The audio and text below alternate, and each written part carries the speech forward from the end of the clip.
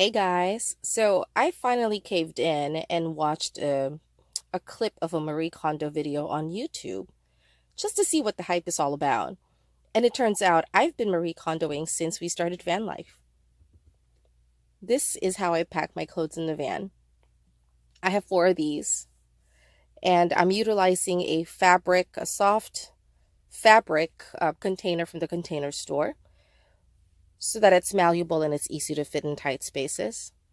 And the way I fold my clothes is just the way she showed in the video. I fold it the normal way and then I do the tri-fold so they stand. Now, do my clothes spark joy and happiness in my life? Absolutely.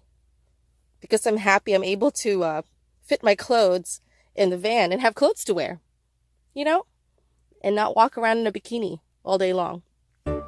Anyway, that's it for me, guys. Thanks for watching.